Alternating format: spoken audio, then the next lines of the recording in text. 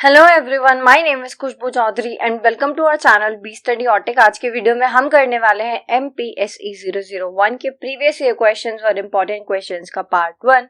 So video को and तक देखिएगा, अच्छी लगी तो लाइक शेयर कमेंट करना बिल्कुल मत भूलना और इसी वीडियोस के लिए हमारे चैनल को भी सब्सक्राइब करें। साथ ही आप जुड़ सकते हैं हमारे साथ टेलीग्राम चैनल पर, जहां पर आपको इन सभी वीडियोज के PDF अवेलेबल होते हैं। इसके अलावा आप इंस्टाग्राम पे भी हमें फॉलो करके हमारे साथ जुड़ सकते हैं। चलिए वीडियो को शुरू करते हैं। टोटल MPSE 001 के 2 पार्ट्स आएंगे। आज हम पार्ट 1 कवर करेंगे, जिसके अंदर हम यूनिट 1 से लेके 9 तक पिछले 8 साल में जो क्वेश्चंस पूछे गए हैं यूनिट वाइज वो करेंगे, प्लस जो एक्सपेक्टेड या फिर जो इंपॉर्टेंट क्वेश्चंस हैं वो करेंगे। ठीक है, सेम ऐसे ही सेकेंड पार्ट आएगा जिसमें हम यूनिट 10 से लेके 17 तक के पिछले 8 साल के पेपर, यानी कि जून 2022 से लेके और दिसंबर 2025 तक के पेपर को कवर करने वाले हैं यूनिट वाइज, प्लस उसमें इंपॉर्टेंट क्वेश्चंस और एक्सपेक्टेड क्वेश्चंस भी ऐड हैं। तो दोनों ही पार्ट बहुत इंपॉर्टेंट है, आपको दोनों ही पार्ट देख के जाने हैं, कोई भी पार्ट मिस नहीं करना है और जितना हो सके वीडियो को ज्यादा से ज्यादा शेयर करना। ठीक है, चलो वीडियो को शुरू करते हैं यूनिट नंबर 1 से। यूनिट नंबर 1 में एक ही क्वेश्चन आता है, यूनिट नंबर 1 से एक ही क्वेश्चन आता है। पिछले 10 साल के 15 साल के पेपर उठा के देख लो, एक ही क्वेश्चन आता है, बट पूछने के 3 तरीके हैं। या तो वो आपसे पूछ लेंगे क्वेश्चन 1 में, how did India's world view evolve, यानी कि भारत का जो दुनिया को देखने का नजरिया है वो कैसे इवॉल्व हुआ, कैसे बना। सेकंड पूछ लेंगे डिस्कस इंडियाज वर्ल्ड व्यू, या फिर पूछ लेंगे discuss the traditional sources of India's world view. अब अगर आप चैनल पे पहले से हैं तो आप जानते हैं कि मुझे एग्जाम्पल्स देके पढ़ाना बहुत अच्छा लगता है। अगर आप न्यू हैं तो आपको पता ही चल गया होगा कि मुझे एग्जाम्पल्स देके पढ़ाना बहुत अच्छा लगता है। तो फिर हम बहुत आसान भाषा में जल्दी जल्दी इसको कवर करेंगे। ठीक है, अदरवाइज वीडियो बहुत ज्यादा लंबी हो जाएगी और आपके एग्जाम में शायद 1 या 2 ही दिन बचे हैं। ठीक है, 12 से आपके एग्जाम है। चलो, तो क्वेश्चन नंबर 1 में इसने 3 तरीके से क्वेश्चन पूछा है, बट क्वेश्चन एक ही है। कैसे कि मान लो फॉर एग्जाम्पल अगर कोई बच्चा है ना, वो बहुत संस्कारी है, तो सामने वाला पहली चीज उससे बोलता है कि बच्चा कितना संस्कारी है। दूसरी चीज होती है कि जरूर इसको ये संस्कार इसकी फैमिली ने दिए होंगे, उसके मम्मी पापा ने या उसके ग्रैंड पेरेंट्स ने, है ना, वहां से इसको ये संस्कार मिले होंगे। तो बिल्कुल ऐसे इस क्वेश्चन में ये पूछा गया है कि इंडिया का जो वर्ल्ड व्यू है ना, वो कहाँ से वो वैल्यूज आई हैं कि क्यों हम पीस को प्रमोट करते हैं, क्यों हम कॉपरेशन को प्रमोट करते हैं, क्यों हम शांति चाहते हैं, या फिर क्यों हम ग्लोबल पीस और वेलफेयर की बात करते हैं, फिर क्यों हम फाइट वॉर इन सब से दूर रहते हैं, है ना। चलो, फर्स्ट है ancient Indian civilization. As we all know, India has one of the oldest civilizations in the world, क्योंकि हम बहुत पुरानी सभ्यताओं में से एक हैं। तो वहीं से हमें ये वैल्यूज मिली हैं, कौन सी, पीसफुल कोएग्जिस्टेंस की, हार्मनी की और टॉलरेंस की। देखो, क्योंकि हम इस बुक में पढ़ने वाले हैं इंडिया के रिलेशंस विद अदर कंट्रीज, तो आपको ना बहुत सारी चीजें कॉमन लगेंगी। ठीक है, अब कॉमन इसलिए क्योंकि इंडिया के जो रिलेशंस है बाकी सारी कंट्रीज के साथ, उनमें बहुत सी चीजें सिमिलर हैं। जैसे कि हम हर कंट्री के साथ फ्रेंडली रिलेशंस चाहते हैं, है ना, तो हम पीस की बात करते हैं, हम कोऑपरेशन की बात करते हैं, हम वेलफेयर की बात करते हैं। ठीक है, तो हो सकता है एक पॉइंट पे आके आपको लगे कि चीजें लूप में घूम रही है, बट ऐसा नहीं है।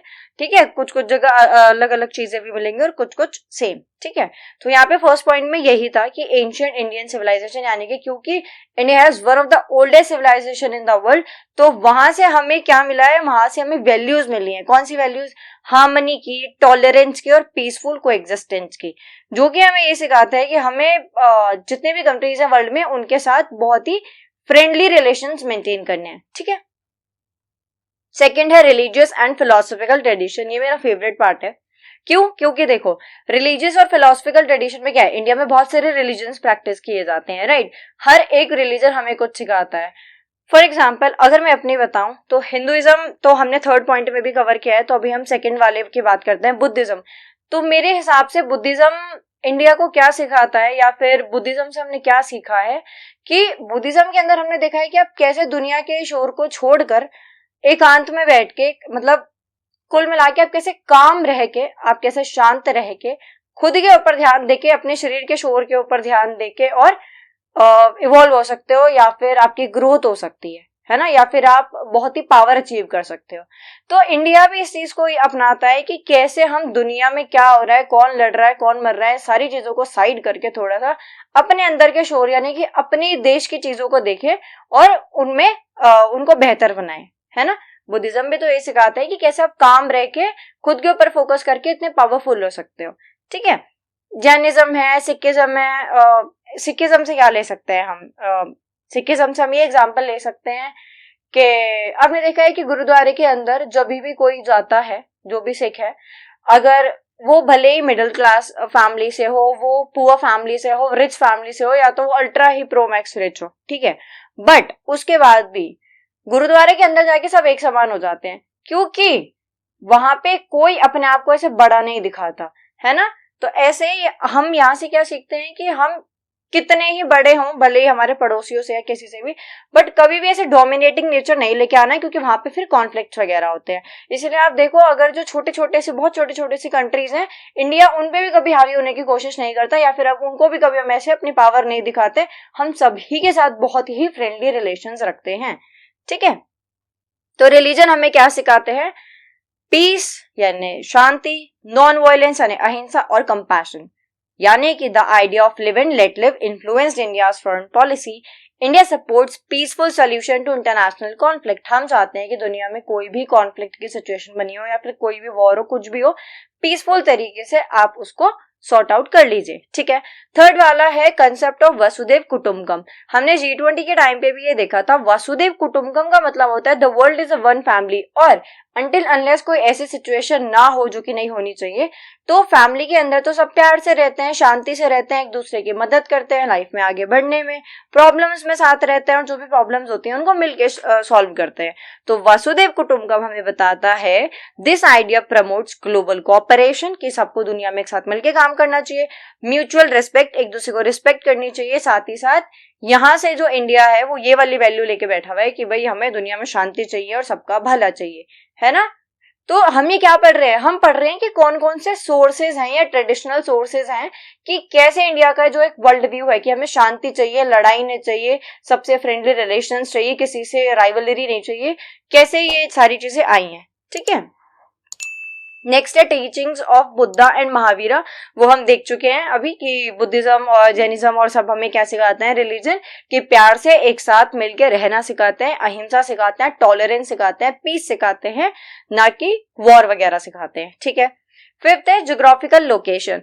तो ये जो है फिफ्थ पॉइंट, ज्योग्राफिकल लोकेशन, इसमें आप एक एग्जांपल से समझ सकते हो कि अगर आपका घर एक ऐसी जगह है जहाँ पे आसपास कुछ है ही नहीं, मतलब कोई घर ही नहीं है, अब वहां पे बंजर जमीन है, वहां पे खेत है, यहाँ पे कुछ भी है, बट आपका इकलौता ही घर है वहां पे, तो आपको इमरजेंसी हो तो कोई आपकी हेल्प नहीं करेगा। कोई सामान चाहिए तो जैसे नेबर से हम ले लेते हैं या हम दे देते हैं, तो वो भी चीज नहीं है।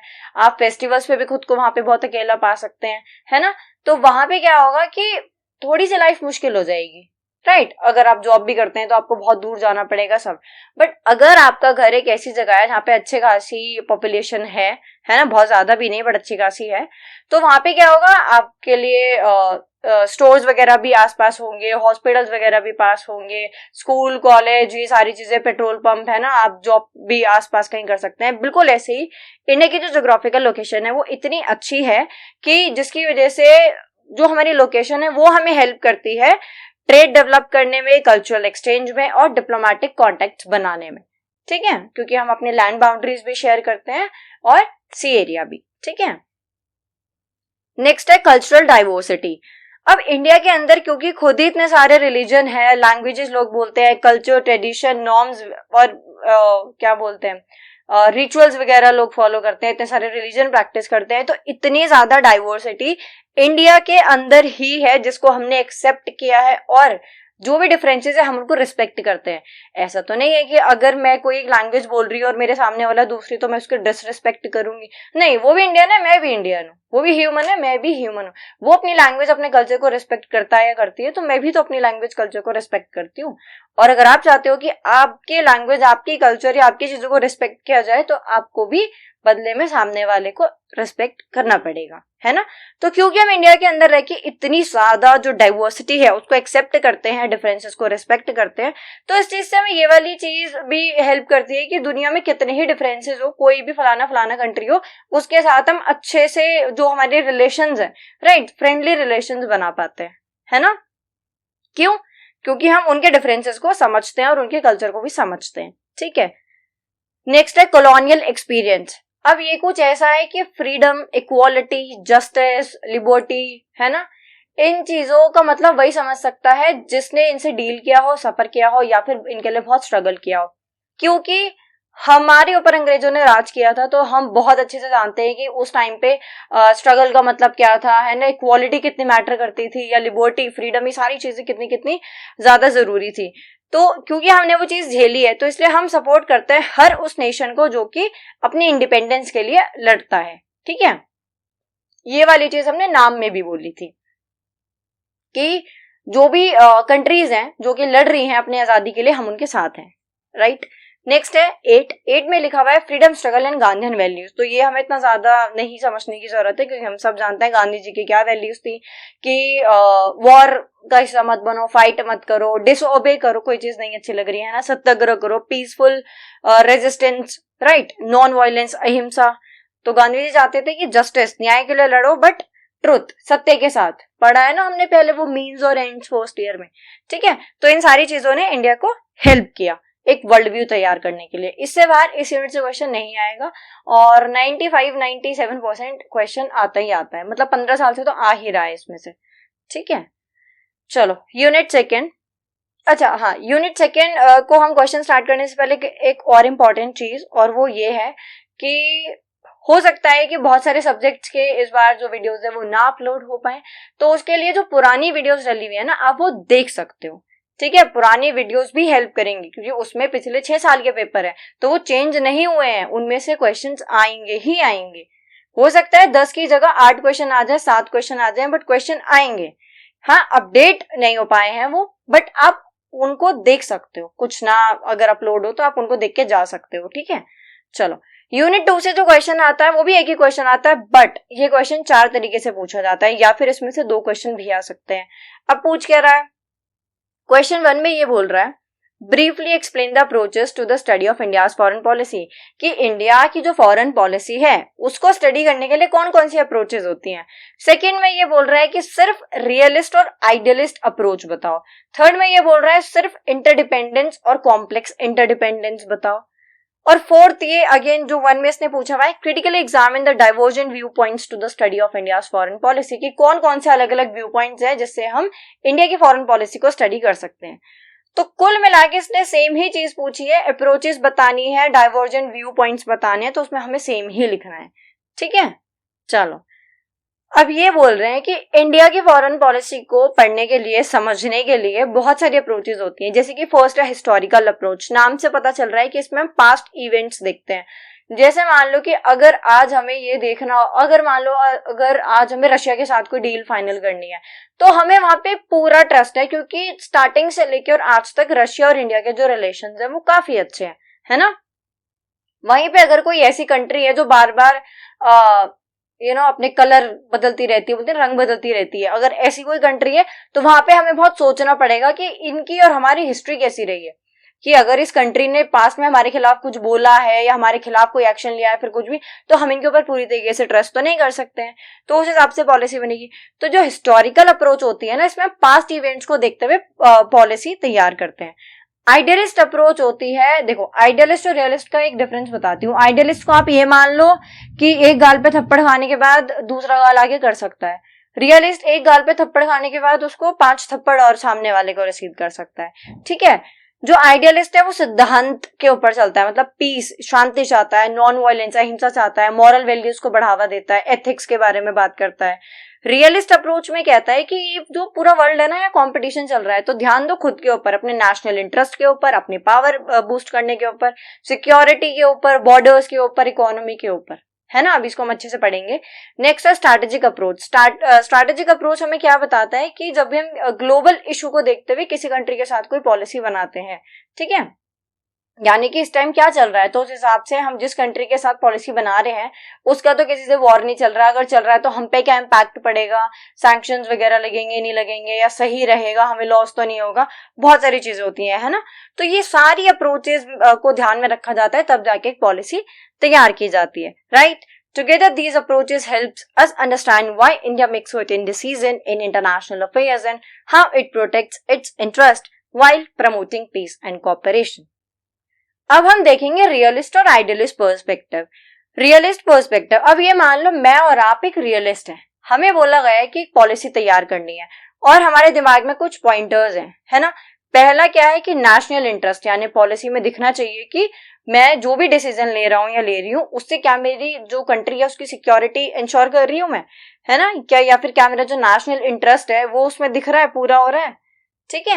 नेक्स्ट है पावर मैटर्स, यानी पावर बहुत मैटर करती है।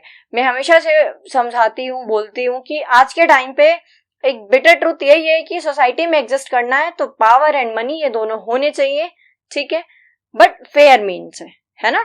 तो नेशनल इंटरेस्ट हमारे दिमाग में है कि हमारा जो नेशनल इंटरेस्ट है वो इसमें दिखना चाहिए, सिक्योरिटी इंश्योर करनी है। दूसरा पावर, यानी कि इकोनॉमिक पावर भी और हमारी मिलिट्री भी स्ट्रांग होनी चाहिए, ठीक है। नेक्स्ट है security first. So foreign policy focuses on protecting borders and national sovereignty, यानी कि हमें सिक्योरिटी के ऊपर भी ध्यान देना है, अपने बॉर्डर्स के ऊपर भी ध्यान देना है, उनको भी प्रोटेक्ट करना है।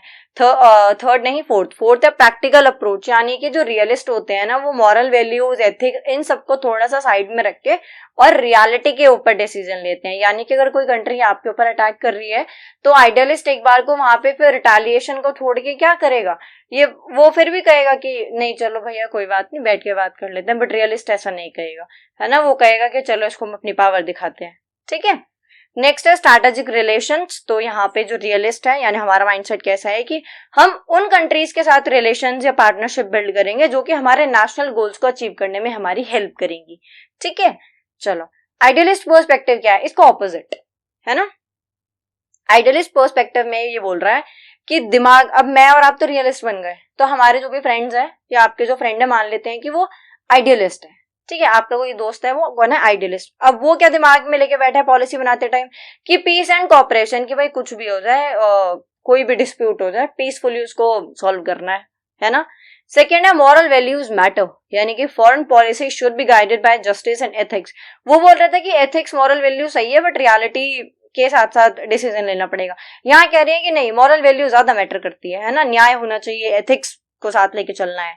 नेक्स्ट है सपोर्ट फॉर वर्ल्ड पीस, यानी इन्हें सिर्फ अपने देश में नहीं, इन्हें दुनिया में शांति चाहिए, है ना। आइडियलिस्ट की पॉलिसी में दिखेगा पीसफुल को एग्जिस्टेंस, साथ ही डिसआर्मामेंट को प्रमोट करते हैं, यानी कि जो न्यूक्लियर एनर्जी है उसका पीसफुल पर्पस के लिए यूज करो, ना कि वेपन बनाने के लिए, ठीक है। नेक्स्ट है एंटी कॉलोनियलिज्म, यानी कि यहाँ पे ये बात करते हैं फ्रीडम और इक्वालिटी की, और अगेन वही वाली चीज है कि जिसको भी जरूरत होगी हम उनके साथ है, वॉर में नहीं, फ्रीडम और इक्वालिटी और इंडिपेंडेंस के मैटर में। नेक्स्ट है नॉन अलाइनमेंट। नॉन अलाइनमेंट हमने पढ़ा हुआ है बट क्योंकि अब 2-3 जगह बाद में आने वाला है तो फिर हम इसको एक बार और पढ़ लेते हैं। तो जब कोल्ड वॉर चल रहा था यूएसए और यूएसएसआर के बीच में, तो एक आइडियोलॉजिकल वॉर था, यानी कि यूएसए कैपिटलिज्म को फॉलो करता था और यूएसएसआर की जो आइडियोलॉजी थी वो थी सोशलिज्म, ठीक है, कम्युनिज्म। अब इनकी जो आपस में लड़ाई थी वो यही थी कि दोनों अपनी आइडियोलॉजी को बड़ा दिखाते थे। हमने 12th क्लास में भी पहले पढ़ा था, चैप्टर 1 ही था, है ना, कोल्ड वॉर। तो उस टाइम पे एक ने ईस्टर्न अलायंस बनाया, एक ने वेस्टर्न अलायंस बनाया, कहीं ना कहीं अपने आप को बड़ा दिखाने के लिए ये सब चल रहा था। उस टाइम पे क्योंकि हम आजाद हुए थे तो हमने ना ही तो यूएसए को चुना, ना ही हम यूएसएसआर, हमने किसी ब्लॉक को नहीं चुना, किसी अलायंस को नहीं चुना, हमने नॉन अलाइनमेंट का एक तीसरा रास्ता लिया जहां पे हम अपनी कंट्री को सुधारना चाह रहे थे क्योंकि ब्रिटिशर्स बहुत बुरा हाल करके गए थे, है ना। तो हमें अपनी कंट्री के ऊपर ध्यान देना था और साथ ही साथ हर उस कंट्री के ऊपर जो इस टाइम आजादी के लिए लड़ रही है उन सबके हमें साथ खड़ा होना था, इसलिए हमने नॉन अलाइनमेंट का रास्ता चुना। और ये किसका फैसला था, जवाहरलाल नेहरू और बाकी उस टाइम के सभी लोगों का, ठीक है। अभी हम आगे दोबारा से ये क्वेश्चन पढ़ने वाले हैं क्योंकि इसके ऊपर एक सेपरेट क्वेश्चन आता है। उससे पहले हम पढ़ते हैं इंटरडिपेंडेंस एंड कॉम्प्लेक्स इंटरडिपेंडेंस, ठीक है। इंटरडिपेंडेंस अप्रोच क्या होता है, अगर इसको फटाफट से हमें कवर करना है तो हम कैसे करेंगे कि जब हम कंट्री ए और कंट्री बी हैं, उन दोनों के जो रिलेशंस हैं वो कुछ ऐसे हैं कि ये दोनों सिर्फ तब बात करते हैं जब इनको ट्रेड करना होता है, कुछ इंपोर्ट एक्सपोर्ट करना होता है, टेक्नोलॉजी शेयर करनी होती है, रिसोर्सेज या फिर गुड्स और सर्विसेज एक दूसरे तक पहुंचाने होते हैं। कुल मिला के सिर्फ इकोनॉमिक रिलेशंस ये बनाते हैं इंटरनेशनल पॉलिटिक्स के अंदर, है ना। ये कंट्रीज साथ ही इसलिए क्योंकि एक दूसरे की इनको जरूरत है, एक दूसरे की मतलब गुड सर्विसेज, टेक्नोलॉजी, ट्रेड, सिर्फ इस चीज की जरूरत है ना, बस। और कॉम्प्लेक्स इंटरडिपेंडेंस अभी पढ़ेंगे, तो इसको फटाफट से एक बार हम रीड कर लेते हैं। So countries depend on each other for trade, technology and resources. अब यहाँ पे जो भी मैं एक्सप्लेनेशन देती हूँ ना, वो सब आपको पीडीएफ में मिल जाएगा, जो कि टेलीग्राम पे मिलेगी, तो वहां पे जाके देख लेना, उसके लिए कुछ भी पे नहीं करना है, ठीक है, वो एकदम फ्री ऑफ कॉस्ट है, और ये वीडियो भी। चलो, countries depend on each other for trade, technology and resources. Cooperation increases because nations need one another. यहाँ पे कॉपरेशन बढ़ जाता है क्योंकि एक दूसरे की जरूरत है और भी कंट्री को, है ना, क्योंकि उनको इकोनॉमिक रिलेशन है और बहुत ज्यादा जरूरी है, उसको इम्प्रूव करना है। यहाँ पे जो प्रॉब्लम्स है, पेंडेमिक्स वगैरह या फिर क्लाइमेट चेंज, तो वो एक देश से दूसरे देश भी चले जाते हैं। इसके अलावा mutual benefits encourage peaceful relation among countries. तो यहाँ पे म्यूचुअल बेनिफिट जो है वो इनके पीसफुल रिलेशन को आगे जाके बढ़ाते रहते हैं। कॉम्प्लेक्स इंटरडिपेंडेंस क्या होता है? देखो, इंटरडिपेंडेंस बहुत छोटा सा टॉपिक है।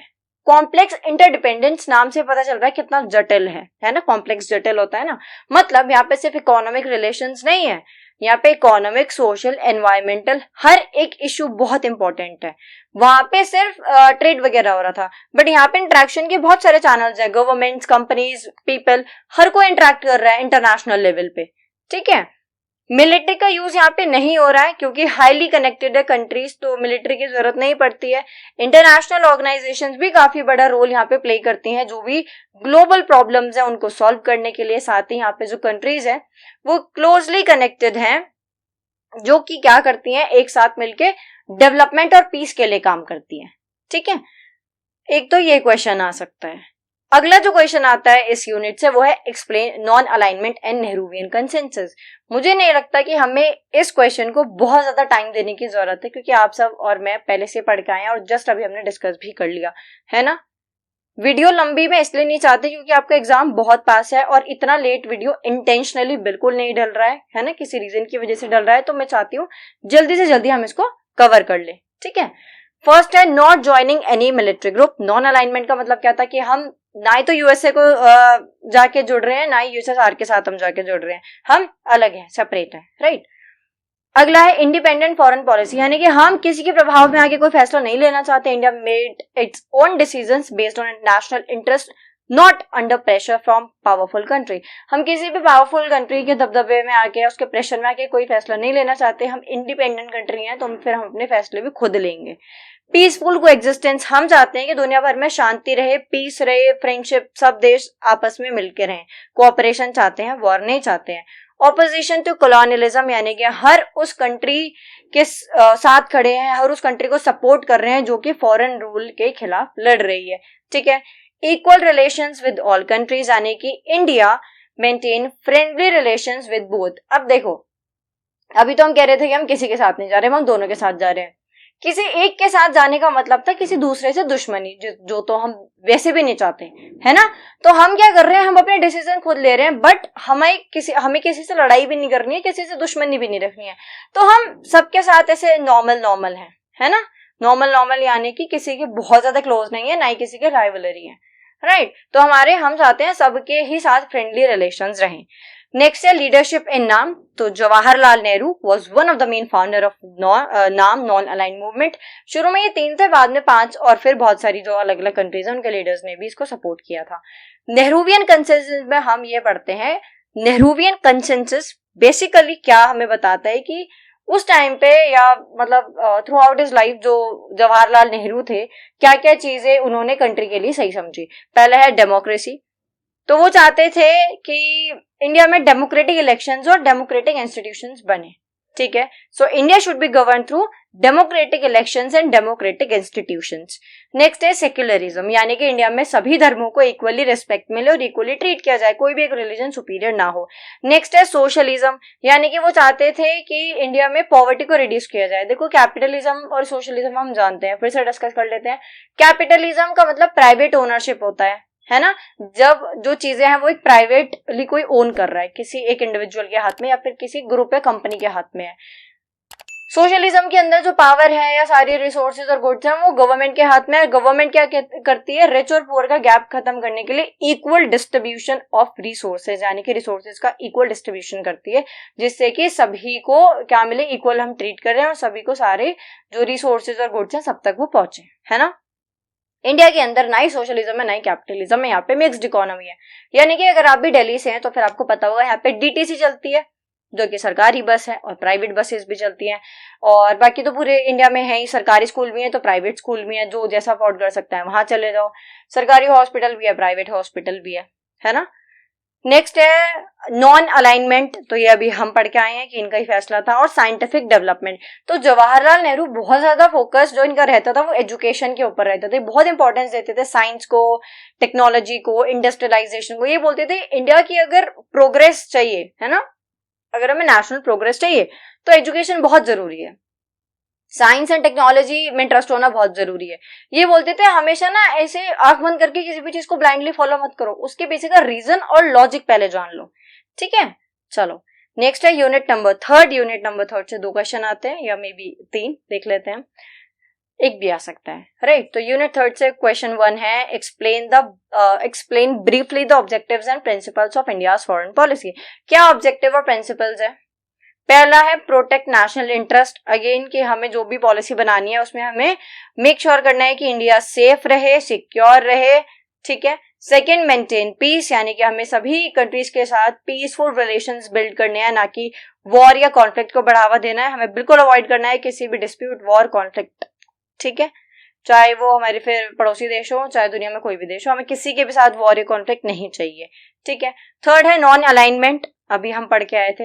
रिस्पेक्ट फॉर सोवरेनिटी, यानी कि हम इंडिपेंडेंस को बहुत रिस्पेक्ट करते हैं, बहुत जद्दोजहद के बाद इंडिया को वो मिली थी, बहुत स्ट्रगल किया था, राइट। तो इसलिए हम अपनी जो हमारी जो बाउंड्रीज है ना कंट्री की, उनको रिस्पेक्ट करते हैं, और दूसरी की ऐसा नहीं है कि हम चाहते हैं हमारी कंट्री में कोई इंटरफेयर ना करे और हम जाके दूसरे जो कंट्रीज है उनके इंटरनल मैटर्स के अंदर इंटरफेयर करें, नहीं, ना हम तुम्हारे मैटर में इंटरफेयर करें ना तुम हमारे में करो, ठीक है।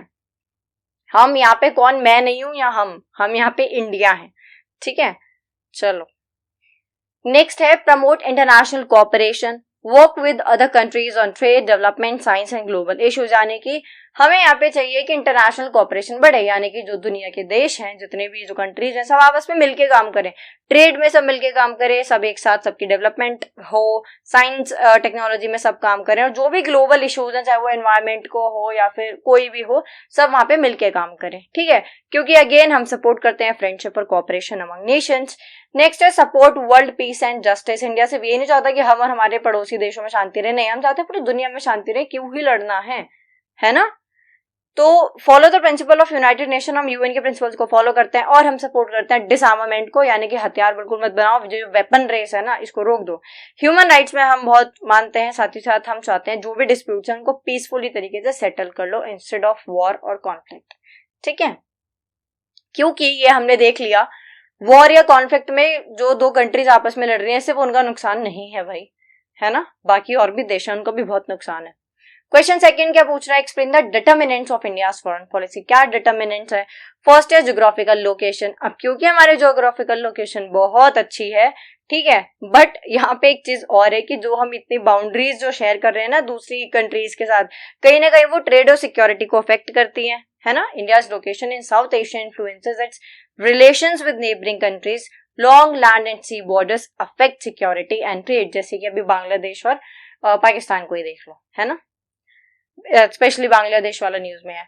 नेक्स्ट है national security, protecting the country from external threat is a major factor. National security यानी अपनी कंट्री को एक्सटर्नल थ्रेट से बचा के रखना बहुत बड़ा फैक्टर है ना। इसलिए हम क्या करते हैं कि ज्यादा से ज्यादा जो पड़ोसी देश है उनके साथ हम अच्छे रिलेशंस बना के रखें, बट उसके बाद भी जो कुछ कंट्रीज हैं वो नहीं बाज जाती हैं, खैर अलग चीज है। चलो थर्ड है इकोनॉमिक इंटरेस्ट, यानी कि foreign policy helps increase trade, investment, economic growth. India builds relation with countries that support its development. हमने भी पढ़ा था कि इंडिया ऐसी कंट्रीज के साथ रिलेशनशिप या फ्रेंडशिप बिल्ड करता है या पार्टनरशिप करता है जो हमारे जो नेशनल गोल्स हैं उनको अचीव करने में हमारी मदद करेंगी. ऑब्वियस सी बात है, आप किसी भी एक कंट्री, ऐसी एक कंट्री जो सिर्फ आपको डुबाएगी ही डुबाएगी, उसके साथ क्यों ही आप ऐसे दोस्ती करना पसंद करोगे, है ना. तो हम ट्रेड करते हैं, इन्वेस्टमेंट करते हैं, और इकोनॉमिक ग्रोथ जो हमारी होती है वो कैसे होती है, जब हम ऐसी कंट्रीज के साथ मिलकर पार्टनरशिप डील वगैरह करते हैं जो कि हमारा फायदा चाहते हैं और अपना भी ऑब्वियस सी बात है ना. नेक्स्ट है historical and cultural factors. Share history and culture influence relation with many countries. बहुत सारी कंट्रीज ऐसी हैं जिसके साथ हम कहीं ना कहीं हिस्ट्री शेयर कर रहे हैं, है ना, या कल्चर कहीं ना कहीं कुछ सेम है. So India promotes cultural ties and friendships world wide. But ऐसा नहीं है कि हम उन तक सीमित है, हम चाहते हैं कि दुनिया भर में जो कल्चरल टाइज है वो बने, फ्रेंडशिप अच्छी रही. और ये हमें होली दिवाली के टाइम स्पेशली देखने को मिलता है. क्यों होली दिवाली? क्योंकि ये बहुत मेजर फेस्टिवल्स है ना. हमने सबने देखा होगा इस बार न्यूज में, मैंने भी देखा था कि जो बहुत सारी एम्बेसीज हैं अलग अलग कंट्रीज की, या फिर इंडिया के भी जो कॉन्सुलेट्स वगैरह हैं, वहाँ पे जो भी फॉरेन ऑफिशियल्स वगैरह हैं वो बड़े अच्छे से होली सेलिब्रेट कर रहे हैं, प्रॉपर जैसे मैं और आप करते हैं, है ना. और दिवाली भी बिल्कुल ऐसे सेलिब्रेट कर रहे थे, विच इज गुड. इससे क्या होता है, रिलेशंस और इम्प्रूव होते हैं, है ना. नेक्स्ट है डोमेस्टिक पॉलिटिक्स. तो अब यहाँ पे जो भी पॉलिसी बनती है ना, उसमें public opinion, political parties, national interest, इन सभी का ध्यान रखा जाता है. मान लो इंडिया कोई ऐसी एक कंट्री के साथ बहुत ही अच्छे रिलेशंस बनाने की कोशिश कर रहा है, या फिर हम झुक रहे हैं किसी एक ऐसी कंट्री के साथ जिसका पास्ट बहुत खराब है, तो क्या लोग खुश होंगे? नहीं. तो यहाँ पे पब्लिक ओपिनियन क्या रहेगा कि हम अपने जो गवर्नमेंट है उन्हीं के खिलाफ चले जाएंगे, है ना. तो डोमेस्टिक पॉलिटिक्स ऐसे फॉरेन पॉलिसी में कंट्रीब्यूशन अपना जो है वो देती है. पॉलिटिकल पार्टीज, हर एक पॉलिटिकल पार्टी का मैनिफेस्टो देखो तो अलग होता है. हर किसी पॉलिटिकल पार्टी की जो बोल सकते हैं जो प्रायोरिटी है वो अलग है. मान लो कोई एक पॉलिटिकल पार्टी है वो दुनिया से अच्छे रिलेशन बनाने पे ध्यान दे रही है, दूसरी कोई पॉलिटिकल पार्टी है वो चाहती है कि हम खुद के देश के ऊपर ध्यान दें. कोई रियलिस्ट पर्सपेक्टिव लेके आई है, कोई आइडियलिस्ट लेके आई है, तो सबका अलग अलग है. Next international environment, global events, international organization, world politics, ये सभी हमारी फॉरेन पॉलिसी का इन्फ्लुएंस करते हैं. जैसे अभी के टाइम पे कहने को इंडिया की किसी से फाइट या वॉर कुछ डिस्प्यूट नहीं हो रहा है, बट ये जो ईरान वगैरह का हो रहा है तो उससे इंडिया में कितना असर देखने को मिला है वो हम जानते हैं, है ना, कि ये मत खरीदो, वो मत खरीदो, ऐसे मत करो, वैसे मत करो, बहुत सारी चीजें, राइट. चलो यूनिट 4 से 3 क्वेश्चन हमें देखने को मिलते हैं. पहला हम पढ़ेंगे फॉरेन पॉलिसी बनाते टाइम पीएमओ यानी प्राइम मिनिस्टर्स ऑफिस का क्या रोल है. सेकंड में हम देखेंगे नेशनल सिक्योरिटी काउंसिल का क्या रोल है. थर्ड में हम देखेंगे मिनिस्ट्री ऑफ एक्सटर्नल अफेयर्स का क्या रोल है. ठीक है, बहुत मुश्किल नहीं है, बहुत क्या मुश्किल ही नहीं है, बहुत इजी है ना, क्योंकि मुश्किल तो हमें लिखना ही नहीं है ना. अब इसलिए मैं एग्जांपल्स देती हूँ. अगर मैं सिर्फ आपको पीडीएफ दे दूंगी या फिर जो लिखा है वो पढ़ के समझा दूंगी तो आप एग्जाम में जाके कैसे इतना सब याद करके आओगे. हर क्वेश्चन में अलग कंट्री के साथ बात हो रही है, हर क्वेश्चन में अलग चीज वो पूछ रहा है कहीं ना कहीं, है ना. वो अलग बात है कि चीजें वो सेम ही पूछ रहा है बट अलग अलग तरीके से पूछ रहा है ना. तो इसलिए मैं ज्यादा से ज्यादा एग्जाम्पल्स देती हूँ ताकि एग्जाम में जब बैठो तो थ्योरीज वगैरह तो याद नहीं रहेंगी, बट शायद मेरे एग्जाम्पल्स आपके दिमाग में रहें और उसे रिलेट करके आप एग्जाम में पॉइंट्स बना के लिख कर आ जाओ. ठीक है, तो ये बहुत ही ईजी है.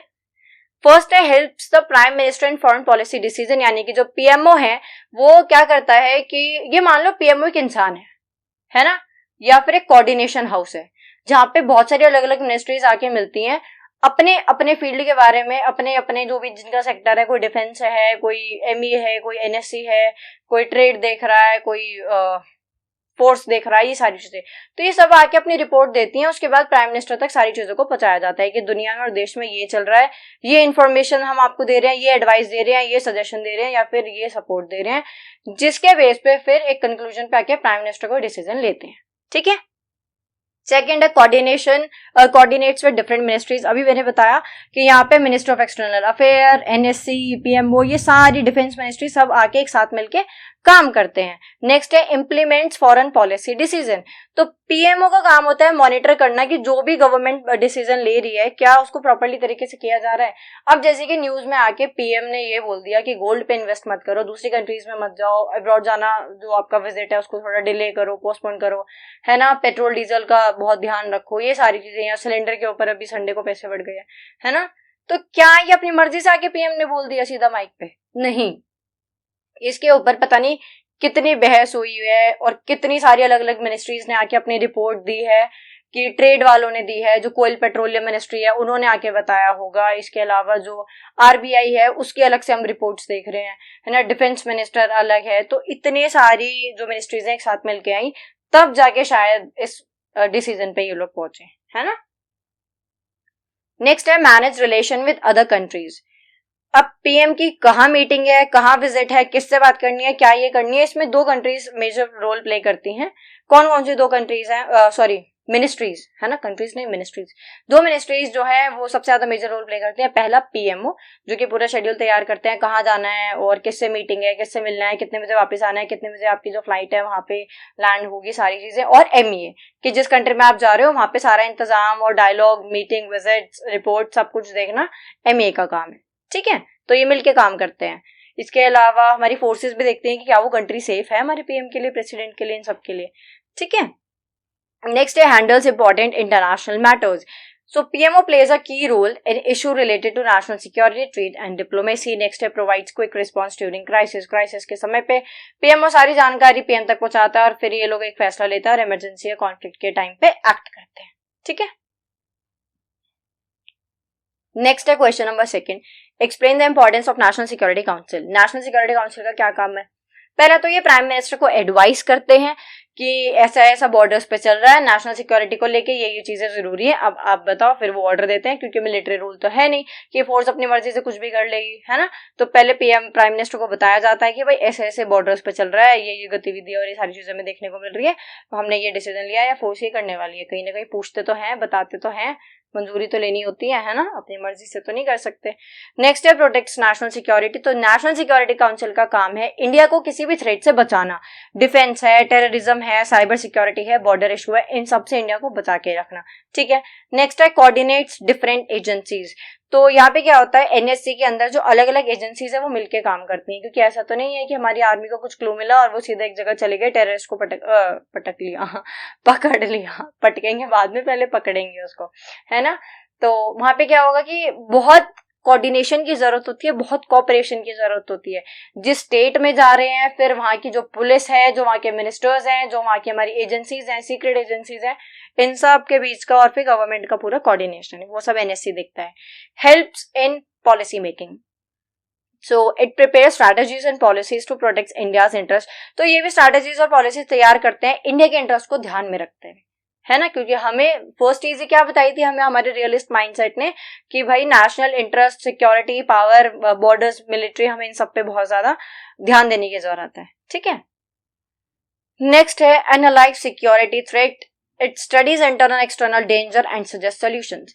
इंडिया के अंदर कहाँ से हमें खतरा है, इंडिया के बाहर हमें किस किस से और कहाँ से खतरा है, वो सारी चीजें जितनी भी डेंजर्स हैं उन सबको स्टडी करने के बाद, जांचने परखने समझने के बाद पीएम तक ये बात पहुंचाई जाती है और फिर इसके ऊपर जो भी है फिर बातचीत होकर और डिसीजंस लिए जाते हैं। नेक्स्ट है सपोर्ट्स क्राइसिस मैनेजमेंट। तो वॉर के टाइम, टेररिस्ट अटैक के टाइम, इमरजेंसीज के टाइम गवर्नमेंट और ये मिलके क्या करते हैं, कोई भी डिसीजन लेके और उसके ऊपर फिर काम करते हैं, है ना, उसको इम्प्लीमेंट करते हैं, क्विकली रिस्पॉन्ड करते हैं। और थर्ड क्या है, briefly explain the role of India's MEA in conducting foreign policy. अब एमईए का क्या रोल है? फर्स्ट तो है implements foreign policy. Ministry of external affairs का काम क्या है, जो भी फॉरेन पॉलिसी बनाई गई है उसको इम्प्लीमेंट करना। सेकंड, दूसरी कंट्रीज के साथ हमारे रिलेशंस को बेहतर करना, मेंटेन करना। It manages India's diplomatic relations with foreign Nations. Third है रिप्रेजेंट्स इंडिया अब्रॉड। अगर बात करें तो यूपीएससी के एग्जाम में भी जो आईएफएस बनते हैं वो अलग अलग काउंसुलेट्स और एम्बेसीज में जाते हैं दूसरे देशों में, वहां पे जाके इंडिया को रिप्रेजेंट करते हैं, है ना। तो represents us abroad through embassies and consulates. The MBA represents India's interest in other countries. Next, it conducts international negotiations. It negotiates agreement, treaties and partnership with other country. हम अगर किसी country के साथ कोई डील वगैरह sign कर रहे हैं, कुछ एग्रीमेंट हो रहा है, ट्रीटी हो रही है, या फॉर एग्जाम्पल कुछ भी, ट्रीटीज तो कहीं हो रही है वैसे, ठीक है। तो वहां पे नेगोशिएशन और ट्रीटी, है ना, पार्टनरशिप, डिबेट, ये सारी चीजें कौन देखता है? एमईए दिखता है। नेक्स्ट है प्रोटेक्ट्स इंडियन सिटीजन अब्रॉड। तो यहाँ पे सिर्फ हाई लेवल पे बातें नहीं होती, जो बच्चे वहां पढ़ने जा रहे हैं, जो लोग वहां जॉब करने जा रहे हैं, जो वहीं पे सेटल हो रहे हैं, तो उन सबको इमरजेंसी के टाइम पे अगर कुछ, मतलब उन सबको ऐसे कोई भी इमरजेंसी आती है या कुछ भी इमरजेंसी के टाइम पे हेल्प की जरूरत होती है, तो वो उनकी हेल्प एमईए करता है, ठीक है। नेक्स्ट है promotes India's interest, it works to increase trade, investment, cultural exchange and international relation cooperation. साथ ही साथ जो भी कंट्री के अंदर वो एम्बेसी में लोग काम कर रहे हैं वो और इंडिया कैसे और इम्प्रूव कर सकते हैं अपने रिलेशंस को, कैसे ट्रेड को बढ़ा सकते हैं, कैसे हम और इन्वेस्टमेंट को इंक्रीज कर सकते हैं, कल्चरल एक्सचेंज कैसे, वो सब कौन देखता है, एमईए देखता है। ठीक है, इसके अलावा जो फॉरेन विजिट्स होती हैं पीएम और प्रेसिडेंट की, और जो भी हमारे हाई ऑफिशियल्स होते हैं उनकी जो दूसरी कंट्रीज में विजिट्स होती हैं, मीटिंग्स होती हैं, डायलॉग्स होते हैं, डिबेट्स होते हैं, वो सारी चीजें कौन कंडक्ट करता है, एमईए। ठीक है, चलो यूनिट नंबर 5 है discuss the role of political parties in the making of foreign policy. अब आप कहोगे पॉलिटिकल पार्टीज भी कुछ रोल प्ले करती है, तो हाँ ये भी करती हैं। फर्स्ट है form government and make policy. तो ये लोग इलेक्शंस में खड़े होते हैं, हम जाके इन्हें वोट दे के आ जाते हैं, जीत जाते हैं, फिर ये गवर्नमेंट बना लेते हैं और फिर डिसीजन लेते हैं पूरी कंट्री के लोगों के बिहाफ पे, है ना, और फिर ये अपने जो इंटरनेशनल रिलेशंस है उनको बनाते हैं। सेकेंड है सेट फॉरेन पॉलिसी गोल्स। तो मैंने बताया था आपको पॉलिटिकल पार्टीज डिसाइड करती हैं उनकी प्रायोरिटी क्या है। उन्हें ट्रेड पे ध्यान देना है, अपने पूरे 5 साल का जो टाइम पीरियड होता है, नेशनल सिक्योरिटी के ऊपर ध्यान देना है, उन्हें दूसरी कंट्रीज के साथ रिलेशन बनाने हैं, बिगाड़ने हैं इंडिया की इमेज को और ऊपर ले जाना है, नीचे ले जाना है, ये किसके हाथ में है, पॉलिटिकल पार्टी और लीडर्स के हाथ में है। लीडर कौन है, प्राइम मिनिस्टर वगैरह लीडर्स हैं यहाँ पे। ठीक है, नेक्स्ट है इलेक्शन मैनिफेस्टोज इन्फ्लुएंस पॉलिसी। तो इलेक्शन मैनिफेस्टो होता है ना, वो भी दिखा देता है कि ये सरकार का क्या है क्या नहीं है। अब कोई आ रहा है वो तुम्हें हर चीज एकदम फ्री फ्री फ्री दे रहा है, तो वो भी देश के लिए सही नहीं, क्योंकि उससे भी देश का ही नुकसान है। कोई आके सब कुछ चीजें प्राइवेट करता जा रहा है, तो भी देश का नुकसान है ना। या कोई आके कुछ भी नहीं कर रहा है, तो वो भी देश का नुकसान है। तो इनके मैनिफेस्टो से समझ आ जाता है कि क्या कौन कैसे काम करेगा, है ना। Parties include foreign policy ideas in their manifestos which guide government actions after elections. अब ऐसे क्या, फॉर एग्जाम्पल अगर कोई कोई जो पॉलिटिकल पार्टी है, किसी पॉलिटिकल पार्टी के मैनिफेस्टो के अंदर ये है कि हम चाइना के साथ बहुत अच्छे रिलेशंस करने जा रहे हैं। अच्छा, चाइना के साथ ही क्वेश्चन आता है, वैसे हम आगे पढ़ेंगे कि कैसे रिलेशन है।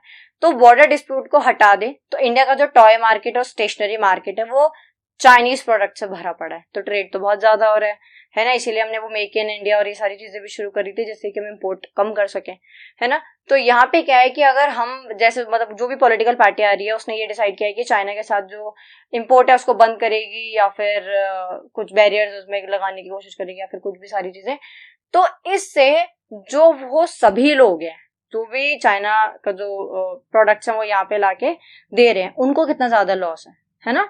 तो इनके मैनिफेस्टो में मतलब चीजें दिख जाती हैं कि इनकी प्रायोरिटी क्या है, उसी के बेस पे फिर ये फॉरेन पॉलिसी बनाते हैं।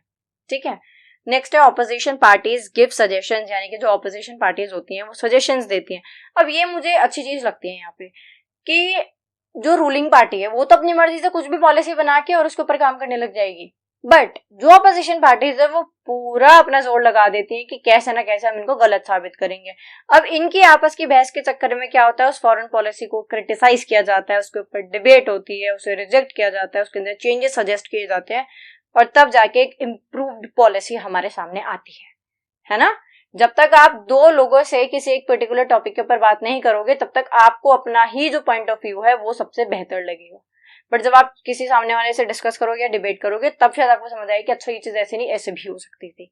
ठीक है, चलो नेक्स्ट है बिल्ड पब्लिक ओपिनियन। तो जो पॉलिटिकल पार्टीज हैं वो एक्सप्लेन करती हैं फॉरेन पॉलिसी इश्यूज को पब्लिक तक कैसे करती हैं और अवेयरनेस कैसे फैलाती हैं, न्यूज चैनल्स के थ्रू जो कि पॉलिटिकल पार्टीज ही ओन करती हैं मोस्टली, है ना। ठीक है, आपने देखा होगा ना न्यूज में कि क्या इंडिया और रशिया थे पिछले जन्म के भाई, है ना। एक दिन एक न्यूज पे दिखाया जा रहा था, ये बहुत पहले की बात है, कि इतनी जो रशिया हमारा साथ दे रहा है या सब, या फिर क्या इंडिया और चाइना के बीच में बाई बाई वाले रिलेशन दोबारा आएंगे। तो ये सारी चीजें आती रहती है, तो ये चीजें हमें दिखाती हैं कि अच्छा इस पर्टिकुलर कंट्री के साथ हमारे जो रिलेशन है वो इम्प्रूव हो रहे हैं या नहीं। ठीक है, और लास्ट पॉइंट है इंश्योर कंटिन्यूटी एंड स्टेबिलिटी, यानी कि जो बहुत सारी पॉलिटिकल पार्टीज होती हैं they usually support important national interest and ensuring stability in foreign policy. वो चाहते हैं कि जो भी फॉरेन पॉलिसी है वैसे स्टेबिलिटी बनी रहे और अपने नेशनल इंटरेस्ट के ऊपर ध्यान देती है। ठीक है, चलो सेकेंड है right short note on the following. यहाँ पे हम बात करेंगे एनजीओस और प्रेशर ग्रुप के बारे में। ठीक है, एनजीओस क्या होते हैं, नॉन गवर्नमेंटल ऑर्गेनाइजेशंस। ठीक है, यानी कि एनजीओज इंडिपेंडेंट होते हैं, गवर्नमेंट का पार्ट नहीं होते हैं, गवर्नमेंट का हिस्सा नहीं होते हैं, ये इंडिपेंडेंटली काम करते हैं। बेसिकली एक वॉलंटरी ऑर्गेनाइजेशन है जहाँ पे लोग अपनी मर्जी से आके इसका हिस्सा बनते हैं और सोसाइटी के हर उस वर्ग या हर उस सेक्शन की तरफ से आवाज उठाते हैं जो कि सक्षम नहीं है अपने लिए आवाज उठाने के लिए। फॉर एग्जाम्पल अगर हम डॉग्स के लिए ले लें तो जो डॉग लवर है, एनिमल लवर है, उन्होंने इस बार डॉग के लिए आवाज उठाई थी, बट बहुत सारे एनजीओज भी सामने आए थे। या फिर हम जो हमारे अन्नदाता हैं, जो किसान हैं, उनके लिए अगर बोले तो फार्मर्स एसोसिएशन या यूनियन है ना, जब उन्हें लगा किसानों के खिलाफ कोई चीज हो रही है तो उन्होंने आवाज उठाई, है ना। तो ये कैसे किसी भी चीज के लिए हो सकते हैं, ये फार्मर्स के लिए हो सकते हैं या फिर बाकी और भी किसी के लिए, है ना। और ऐसे ही प्रेशर ग्रुप्स भी होते हैं, तो ये सेम ही काम करते हैं। बट एनजीओ का जो एक साइड है वो हमें एजुकेशन, हेल्थ, एनवायरनमेंट और ह्यूमन राइट्स में ज्यादा दिखता है। एजुकेशन के लिए, हेल्थ के लिए, एनवायरनमेंट के लिए और ह्यूमन राइट्स के लिए आवाज उठाते हैं। इसके अलावा ये गवर्नमेंट का हिस्सा नहीं होते हैं, ये हमने देख लिया है। देयर इज पब्लिक इशू, ये भी हमने पढ़ लिया। पब्लिक इशू उठाते हैं, सजेस्ट करते हैं सॉल्यूशंस टू द गवर्नमेंट, और एनजीओ बहुत ही इंपॉर्टेंट रोल प्ले करते हैं social development and nation building. ठीक है, बहुत ईजी है, ऐसा कुछ इसमें समझने की जरूरत तो है नहीं। अब प्रेशर ग्रुप्स भी वैसे ही होते हैं, बस इसमें क्या होता है कि नाम से पता चल रहा है वो इशू रेस कर रहे हैं और ये गवर्नमेंट को क्रिटिसाइज कर रहे हैं, डिबेट कर रहे हैं, प्रोटेस्ट कर रहे हैं, मीटिंग कर रहे हैं, पिटीशन साइन कर रहे हैं, कुल मिला के नाक में दम कर रहे हैं गवर्नमेंट के, जब तक वो कोई चीज का हल ना दे दे, है ना। So pressure groups are organization that try to influence government policies and decisions. They represent the interest of particular group of people. ये इलेक्शंस नहीं लड़ते हैं, सरकार नहीं बनाते हैं, बट सरकार अगर कहीं चूक जाती है तो वहां पे ये भरपूर तरीके से जो अपना रोल है उसको बड़े अच्छे तरीके से प्ले करते हैं। एग्जाम्पल क्या है, ट्रेड यूनियन है, बिजनेस एसोसिएशन है और फार्मर्स ऑर्गेनाइजेशन। ठीक है, चलो नेक्स्ट आते हैं यूनिट नंबर 6 पे। यूनिट नंबर 6 का क्वेश्चन नंबर 1 है, explain Rajiv Gandhi contribution to India foreign policy. India की जो फॉरेन पॉलिसी है इसमें राजीव गांधी का क्या कॉन्ट्रीब्यूशन रहा है। देखो, first time improved relations with neighbouring countries, यानी कि राजीव गांधी ने फोकस जो रखा था अपना वो ये था कि जो हमारे पड़ोसी देश है उनके साथ हमारे अच्छे रिश्ते हैं, दैट्स इट। इसके अलावा इसमें और कोई ऐसा रॉकेट साइंस नहीं है ना। क्योंकि वीडियो और लंबी होती जा रही है तो हम इसको जल्दी जल्दी से कवर कर लेते हैं। नेक्स्ट है promoted regional cooperation. He supported the creation and growth of SAARC to increase cooperation among South Asian countries, है ना। यानी कि इन्होंने रीजनल कोऑपरेशन को बढ़ावा दिया, यानी कि जैसे साउथ एशियन रीजन है तो यहाँ की जो कंट्रीज है वो एक साथ मिलके काम करे और आगे बढ़े, राइट। कोऑपरेशन, है ना, एक साथ मिलके काम करें। नेक्स्ट है strengthen ties with major powers, यानी कि he improved India's relation with countries. यहाँ पे राजीव गांधी ने जो मेजर पावर्स हैं यानी कि यूएस और यूएसएसआर, यानी कि यूएसएसआर मींस सोवियत यूनियन, उन दोनों के साथ अपने रिलेशंस को इम्प्रूव करने के लिए बहुत काम किया है। नेक्स्ट है सपोर्टेड पीस एंड डिसआर्मामेंट, यानी इन्होंने पीस को सपोर्ट किया है, इन्होंने भी शांति को सपोर्ट किया है, न्यूक्लियर वेपन्स को रिड्यूस करने की बात की गई है, और डिसआर्मामेंट को सपोर्ट किया है कि जो एनर्जी है उसको पीसफुल मीन्स के लिए यूज करो इंस्टेड मेकिंग न्यूक्लियर वेपन्स। साथ ही साथ इन्होंने प्रमोट किया है वर्ल्ड पीस को, है ना, पूरी दुनिया में शांति हो। ठीक है, चलो नेक्स्ट है sent peace keeping force to Sri Lanka, है ना। अच्छा, एक चीज और है, अगर वैसे ही ये थोड़ा रिलीजन बेस्ड हो जाता है बट फिर भी मैं बताती हूँ क्योंकि हम यहाँ पे फॉरेन पॉलिसी और इंडिया के बारे और वर्ल्ड के बारे में बात कर रहे हैं, तो अगर आप हिंदू हैं तो आप रिलेट कर सकते हैं। तो जो वैष्णो देवी मंदिर पड़ता है जम्मू में, तो वहां पे जब मतलब बाकी और भी जगह होता है बट वहां पे मैंने बचपन से वहां पे मैं उधर सुनती आई हूँ कि वहां पे क्या होता है कि जब सुबह की आरती होती है तो सुबह की जो आरती पूरी होती है वो 1-2 घंटे की, उसके बाद क्या बोलते हैं, जब बोलते हैं ना कि जब जयकारे लगाते हैं तब बोलते हैं विश्व का कल्याण हो, है ना। तो इंडिया ने कभी भी ऐसा नहीं बोला कि इंडिया का कल्याण हो, कल्याण मतलब अच्छा हो, बढ़िया हो सब। तो हम हमेशा से ये बोलते आए हैं कि विश्व का कल्याण हो, क्योंकि ये बहुत ही डीपली रूटेड है कि इंडिया कभी भी ऐसे सेल्फिश नहीं रहा, तो हमें हमेशा दुनिया में शांति चाहिए, है ना। इसलिए वो वसुदेव कुटुंबकम का भी कंसेप्ट लेकर आए जो कि हमारे रिलीजन या फिर ट्रेडिशनल वैल्यूज हमें मिलता है ना। तो इसलिए वहां पे भी हम क्या बोलते हैं, विश्व का कल्याण हो। अब ये पेपर में लिख के आओ ऐसा जरूरी नहीं है, मैं सिर्फ समझाने के लिए बताने के लिए बता रही हूँ आपको, है ना, क्योंकि एग्जाम से अलग भी कुछ हमें समझना है ना। एमए अगर हमने लिए, ठीक है, मास्टर्स अगर हम कर रहे हैं तो। चलो नेक्स्ट है sent peace keeping force to Sri Lanka. तो 1987 में इंडिया ने आईपीकेएफ को श्रीलंका में भेजा था क्योंकि वहां पे कॉन्फ्लिक्ट हो रहा था, एक जो लिट्टे ग्रुप था वो और वहां की गवर्नमेंट के बीच में, है ना। तो उस कॉन्फ्लिक्ट को रिजोल्व करने के लिए यहाँ से आईपीकेएफ गई थी, बट अनफॉर्चुनेटली हमें उसको वापस बुलाना पड़ा था क्योंकि चीजें बिगड़ गई थी। नेक्स्ट है focused on technology and international cooperation. Rajiv Gandhi ने काफी एनकरेज किया कॉपरेशन को कि जो कंट्रीज है वो मिलकर साइंस एंड टेक के ऊपर काम करे और इकोनॉमिक डेवलपमेंट करे, जिससे कि इंडिया आगे बढ़े और मॉडर्नाइज हो, है ना। चलो क्वेश्चन नंबर 2 है, explain Indira Gandhi contribution to India foreign policy. Indira Gandhi ji का क्या कॉन्ट्रीब्यूशन रहा ये भी हम पढ़ लेते हैं। फर्स्ट है strengthen India's position in the world, यानी कि she made India more respected and influential in international affairs. International affairs में इंदिरा गांधी ने इंडिया की पोजीशन को और हाई किया है या फिर ज्यादा रिस्पेक्ट हमें दिलाई है, ऐसा यहाँ पे लिखा हुआ है।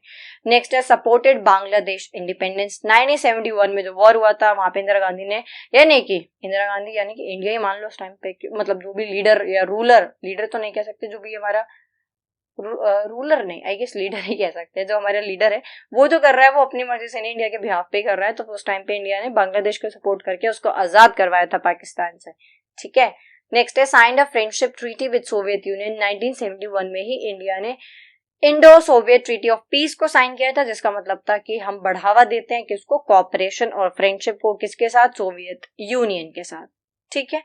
which strengthen cooperation between two countries, जिससे हमारे रिश्ते और मजबूत होंगे, किसके, हमारे और यूएसएसआर के। अब तो रशिया मान लो खैर, है ना, क्योंकि बट गया था ना, टूट गया। चलो नेक्स्ट है promoted the non aligned movement. She continued India's policy of staying independent from major power blocs and supported the non alignment. आप कहोगे कि सोवियत यूनियन के साथ अच्छे रिश्ते बना के हम कह रहे हैं कि हम नाम को प्रमोट कर रहे हैं, तो देखो यहाँ पे ऐसा था कि उस टाइम पे हमारे जब रिलेशंस अच्छे हो रहे थे यूएसएसआर के साथ, तो सेम टाइम पे ही पाकिस्तान भी फ्रेंडशिप ट्रीटी साइन कर रहा था अमेरिका के साथ। अब ऐसा नहीं है हमने उससे दुश्मनी में आके किया फिर कुछ, नहीं, हमारे सोवियत यूनियन के साथ शुरुआत से रिश्ते काफी अच्छे थे और यहाँ पे भी हमने ये करके यूएस के खिलाफ हम नहीं गए थे, नहीं, बस हम यूएस के साथ यूएसएसआर के साथ अपने जो रिलेशन है उनको इम्प्रूव कर रहे थे, अपनी फ्रेंडशिप को और ज्यादा मजबूत कर रहे थे। बाकी अभी भी हम किसी भी मेजर पावर ब्लॉक का हिस्सा नहीं थे, ना ही हम उसको सपोर्ट कर रहे थे, हम अभी भी इंडिपेंडेंट ही थे और हैं, ठीक है। नेक्स्ट है improved relations with neighbouring countries. She work to maintain good relations with countries such as Nepal, Bhutan और श्रीलंका। इन सभी देशों के साथ भी अच्छे रिश्ते बनाने की कोशिश करी गई है इंदिरा गांधी की तरफ से। Next time made India a nuclear power. India conducted its first nuclear test smiling Buddha in 1974, which increased India's strategic importance. 1974 में हमने न्यूक्लियर टेस्ट किया, हमारा पहला न्यूक्लियर टेस्ट, जिसका नाम था स्माइलिंग बुद्धा। वो किसकी प्रेजेंस में हुआ था, वो इंदिरा गांधी की प्रेजेंस में हुआ था, ठीक है। नेक्स्ट है क्वेश्चन नंबर 3। अब इस थर्ड क्वेश्चन के अंदर मैंने 4 क्वेश्चंस को रखा है। फर्स्ट है इंडो चाइना बॉर्डर वॉर, या फिर इंडिया और चाइना के रिलेशंस भी ये पूछ सकता है। शिमला एग्रीमेंट है, न्यूक्लियर टेस्ट ऑफ 1974 है, Indo Soviet treaty of piece और फ्रेंडशिप 1971 है ना। तो शॉर्ट नोट्स आएंगे अगर इसके ऊपर आए तो। फर्स्ट है इंडो चाइना बॉर्डर वॉर या फिर रिलेशंस। इंडिया और चाइना के जो रिश्ते हैं ना, वो मैंने आपको भी बताया था। बॉर्डर डिस्प्यूट जो है, अक्साई चीन वाला जो मैटर है, उधर अरुणाचल प्रदेश वाला जो उधर सारे डिस्प्यूट्स हमारे बॉर्डर के साथ चल रहे हैं, उसको अगर हटा दिया जाए तो ट्रेड वगैरह में देखो तो मैं फिर बता रही हूँ, टॉय मार्केट और स्टेशनरी मार्केट तो बहुत ही वो बता रही हूँ कि जो आंख बंद करके भी दिख जाएगा कि सब चाइना का माल है ना, चाइना से सब इंपोर्ट हो रहा है, बट इसके अलावा भी बहुत सारी चीजें चाइना से आ रही है ना। तो India and China had friendly relations after independence, but problem started over the border. In 1962, a war took place between India and China over disputes areas like Aksai Chin and Arunachal Pradesh. अब क्या हुआ था कि 1962 में border dispute शुरू हो जाते हैं जब चाइना अटैक कर देता है सडनली, और we were not fully prepared, है ना, India was not fully prepare. तो कहीं ना कहीं इंडिया सफर डिफीट, यानी कि हमें, क्योंकि हम प्रिपेयर नहीं थे ना, तो वो चीज हमें फेस करनी पड़ी। बट आफ्टर द वॉर जो रिलेशंस थे वो बहुत ज्यादा टेंस रहे बहुत सालों तक, लेकिन दोनों ही कंट्रीज ने स्लोली टाइज को इम्प्रूव करना शुरू करा, ट्रेड के जरिए और टॉक्स यानी कि वही बातचीत के जरिए, है ना। लेकिन आज की तारीख में भी जो बॉर्डर इशू है वो चलता आ रहा है, जिसकी वजह से टेंशन रहती है, जो कि हाईएस्ट पॉइंट है। वहां पे जाओ तो जो हमारे सोल्जर्स हैं, ये मान लो कि वहां पे आर्मी के पास, आपने देखा होगा बहुत सारी वीडियोस वायरल होती है ना कि एप्पल हो गया, एग हो गया, पटेटोज, टमेटोज, मिल्क, सब ऐसे फ्रीज हो जाता है कि उसे जो हथौड़े से बैठ के, है ना, हैमर से बैठ के तोड़ते हैं वो उसको, राइट। तो इतने हाईएस्ट पॉइंट पे जाके अगर हमारी आर्मी को वहां पे खड़ा रहना पड़ रहा है, तो हमारी सिक्योरिटी के लिए, हमारी सेफ्टी के लिए, ठीक है। तो इंडिया और चाइना के रिलेशन ऐसे हैं कि 1962 के बाद से खराब हो गए थे, बॉर्डर डिस्प्यूट कुछ ना कुछ चलते रहता है और ट्रेड के मामले में थोड़े बहुत सही रिश्ते हैं। अब जैसा भी यह है तो पड़ोसी ना, so India and China are important neighbours but the relationship is a mix of cooperation and conflict. बहुत अजीब रिश्ता है। चलो नेक्स्ट है शिमला एग्रीमेंट 1972, जो कि किस किस के बीच में हुआ था, इंडिया और पाकिस्तान के बीच में। कब हुआ था, 1972 में। कब, 1971 की जो वॉर थी उसके बाद पीस को, शांति को स्थापित करने के लिए हुआ था। किस किस के बीच में हुआ था, इंडिया की प्राइम मिनिस्टर इंदिरा गांधी और पाकिस्तान का लीडर जुल्फिकार अली भुट्टो के बीच में। ठीक है। The main aim was to maintain peace and settle disputes peacefully. Main aim यही था कि हम पीस को यानी शांति को स्थापित करें और जो भी डिस्प्यूट्स हैं उनको पीसफुल तरीके से सेटल कर लें। दोनों ही कंट्रीज यहाँ पे एग्री हो जाती हैं कि हम एलओसी को रिस्पेक्ट करेंगे। एलओसी क्या है, लाइन ऑफ कंट्रोल है जो कि डिवाइड करती है और जो कि कहाँ है, जम्मू और कश्मीर में। They also decide to solve problems through talks without war. लेकिन आप जानते हैं, खैर मैं क्या बोलूं, लेकिन यहाँ पे क्या डिसीजन लिया गया था कि भाई जो भी डिस्प्यूट होगा हम उसको बातचीत के जरिए सॉर्ट आउट कर लेंगे। कोई जरूरत नहीं है लड़ाई वड़ाई करने की, है ना, कोई जरूरत नहीं है वॉर वगैरह करके टेंशन वेंशन देने की। So this agreement helped reduce immediate tension after the war, but long-term peace between India and Pakistan remained difficult. बहुत मुश्किल है। Next है nuclear test of 1974.